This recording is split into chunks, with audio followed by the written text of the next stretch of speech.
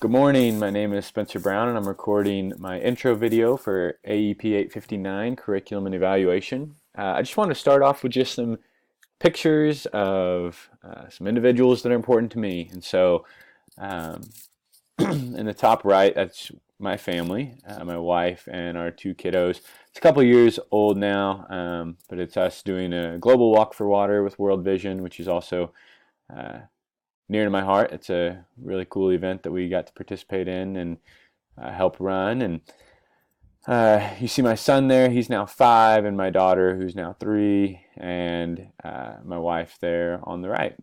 And so, as you kind of scan then across the bottom there, you see Benaya helping me out with some woodworking, which is another just hobby of mine that I enjoy, another way I'd like to introduce myself. And he is always quick to want to help with whatever it is I'm working on. And my daughter eating a sweet cupcake, and that describes her personality very well. She's just a very sweet-tempered, um, just really, really sweet, calm girl. And so those two could not be more opposite. My son's very much a go-getter and as active as you can get.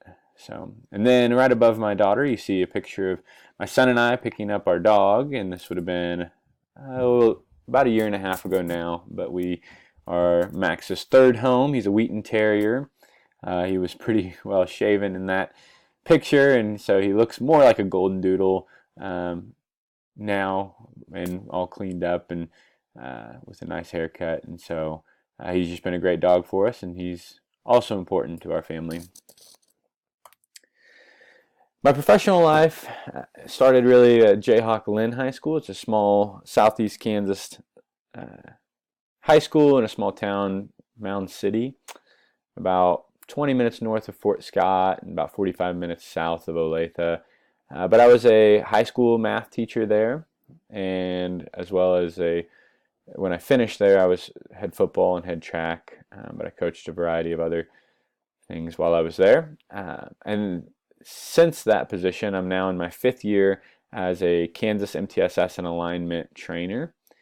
And so I just put our logo on there, but really we go around, we operate off of a federal grant. We go and help districts just improve their practices in terms of aligning all of their initiatives, as well as ensuring that they're focused on improving instruction for all students. And so it takes a lot more than just an intervention program to really improve learning outcomes for kiddos and really improve the focus of the whole district and build efficacy towards those improved practices and improved learning outcomes.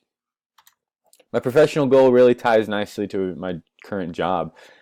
As I've been doing this, like I said, for about 5 years now, I've really just grown to appreciate the value of truly impacting teacher instruction and behavior through tighter impact cycles and collective efficacy. And so this is something that I'm always looking at to try to figure out how I can do a better job of as a trainer, as well as potentially in any kind of long-term goal. I want to see more focus and effort put on actual teacher behavior, teacher change, and teacher instruction.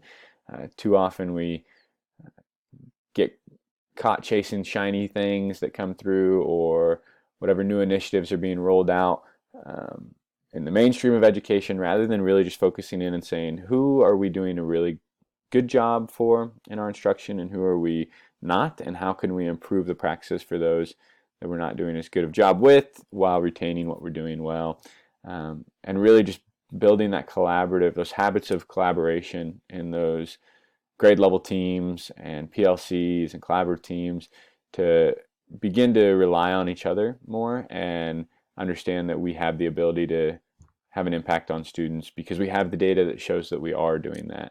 And so this is really a lot of my goals in education right now, short term and long term. What I really hope to learn, this idea of personalized learning is a really interesting thing to me. And I think could be defined a lot of different ways. But one way that is always interesting to me is this idea of student interest. And so this came up in the article that we were assigned to read. But it said, the idea of K-12 education being tailored to students' own interest is becoming more commonplace. And it is. And I'm interested in that. and I'm interested in what's the appropriate way of going about that. I've talked to people before and said, if I was purely tailoring my education to what I was interested in when I was 13, 16 years old, my education would not have been very good. And so there's things that I need to, there's a part of agency that is empowering me to make the correct decision. And so how, as K-12 educators, are we really thinking about